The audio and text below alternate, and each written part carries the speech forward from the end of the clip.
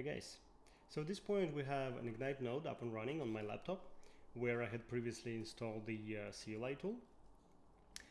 And as I previously mentioned, the CLI tool is basically twofold.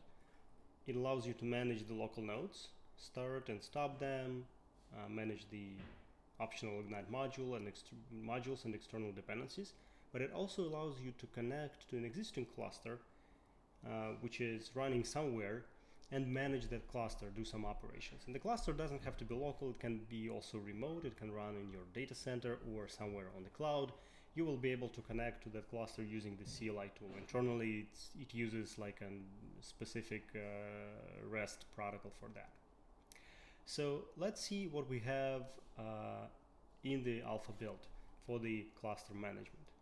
So let's go to our getting started guide, and we will go to the working with the cluster section, which shows us two commands that are currently available. The commands are config get and config set. Names are pretty self-explanatory. The first one allows you to read the current configuration from the node, and the second one allows you to update it. And that's actually is one of the biggest changes that we are expecting in the Ignite 3.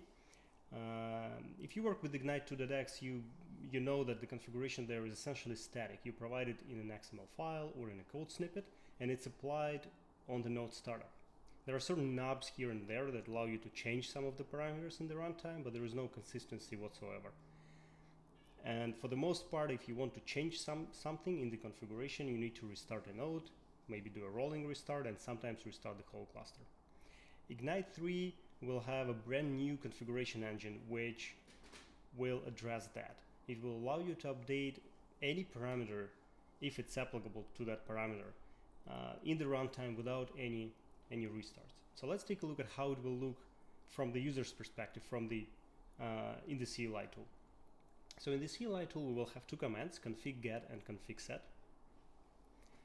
The first one will read the configuration from the node. Let's try that. So we will just run ignite config get without any parameters, and it will provide us the full configuration of the node that is currently up and running.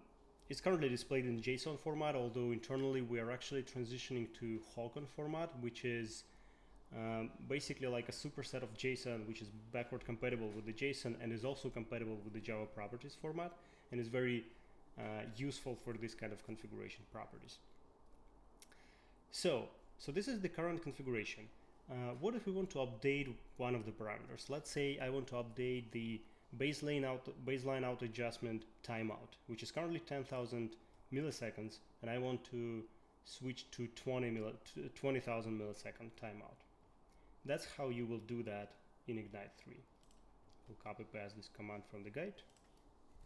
So I will run the config set command, and I will provide the configuration that I want to apply.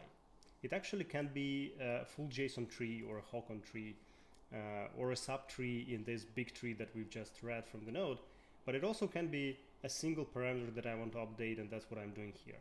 So just provide the name of the parameter and the new value for that parameter. So let's execute that. So it just shows me that everything was successful and suggests that I can use the config get command again to verify that. But I will do this a little bit differently. I will not just get the full configuration using the ignite config get parameter command. I will use the ignite config get command with the selector option, which allows me to filter out the parameters that I'm interested in. So if I don't want to look at the full configuration, I just want to look at a subtree or at an individual parameter. That's how I can do that. I can provide the selector option here, providing the name of the parameter or like a path in this tree here in the JSON tree. So let's execute that and verify that the configuration was actually updated. And it indeed was updated. It is currently 20,000 milliseconds. That's what we're looking for. So perfect. So that's how you will manage the cluster in Ignite 3. In the next video, we will see how you can stop the nodes, and we'll wrap up the series. See you soon.